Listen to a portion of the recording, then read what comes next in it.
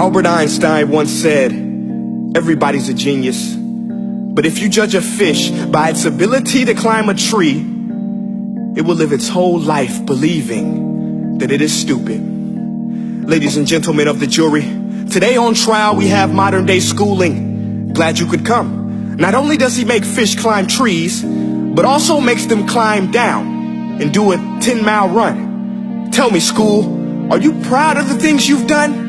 Turning millions of people into robots, do you find that fun? Do you realize how many kids relate to that fish swimming upstream in class, never finding their gifts, thinking they are stupid, believing they are useless? Well, the time has come, no more excuses. I call school to the stand and accuse him of killing creativity, individuality, and being intellectually abusive. He's an ancient institution that has outlived his usage.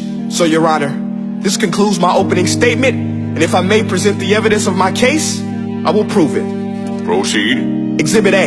Here's a modern day phone. Recognize it? Here's a phone from 150 years ago. Big difference, right? Stay with me. Here's a car from today, and here's a car from 150 years ago.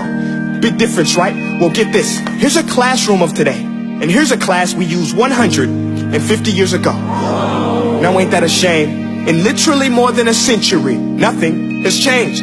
Yet you claim to prepare students for the future? But with evidence like that, I must ask, do you prepare students for the future or the past?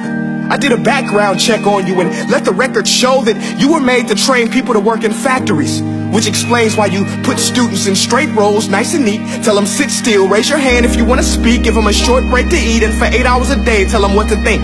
Oh, and make them compete to get an A letter which determines product quality, hence grade A of meat. I get it. Back then, times were different. We all have a past. I myself am no Gandhi. But today, we don't need to make robot zombies. The world has progressed. And now we need people who think creatively, innovatively, critically, independently, with the ability to connect. See, every scientist will tell you that no two brains are the same. And every parent with 2 or more children will confirm that claim. So please explain why you treat students like cookie cutter frames or snapback hats, giving them this one-size-fits-all crap. Watch your language. Sorry, Your Honor, but if a doctor prescribed the exact same medicine to all of his patients, the results will be tragic. So many people will get sick, yet when it comes to school, this is exactly what happens. This educational malpractice, where one teacher stands in front of 20 kids, each one having different strengths, different needs, different gifts, different dreams, and you teach the same thing the same way? That's horrific. Ladies and gentlemen, the defendant should not be acquitted. This may be one of the worst criminal offenses ever to be committed. And let's mention the way you treat your employees. Objection. Overruled. I want to hear this. It's a shame. I mean, teachers have the most important job on the planet, yet they're underpaid?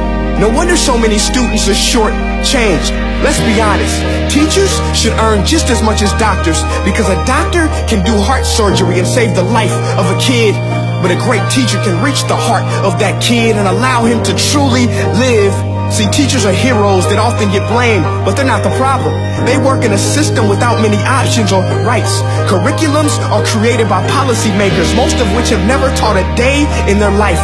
Just obsessed with standardized tests. They think bubbling in a multiple choice question will determine success. That's outlandish. In fact, these tests are too cruel to be used and should be abandoned, but don't take my word for it. Take Frederick J. Kelly, the man who invented standardized testing, who said, and I quote, "These tests are too cruel to be used and should be abandoned." Ladies and gentlemen of the jury, if we continue down this road, the results will be lethal. I don't have much faith in school, but I do have faith in people. And if we can customize healthcare, cars, and Facebook pages, then it is our duty to do the same for education, to upgrade it, change it, do away with school spirit, because that's useless. Unless we're working to bring the spirit out of each and every student, that should be our task.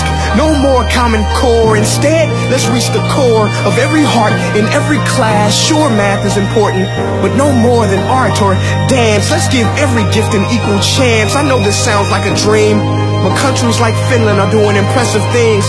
They have shorter school days. Teachers make a decent wage. Homework is non-existent, and they focus on collaboration instead of competition. But here's the kicker, boys and girls. Their educational system outperforms every other country in the world. Other places like Singapore are succeeding rapidly. Schools like Montessori, programs like Khan Academy. There is no single solution, but let's get moving. Because while students may be 20% of our population, they are 100% of our future. So let's attend to their dreams, and there's no telling what we can achieve. This is a world in which I believe, a world where fish are no longer forced to climb trees. I rest my case.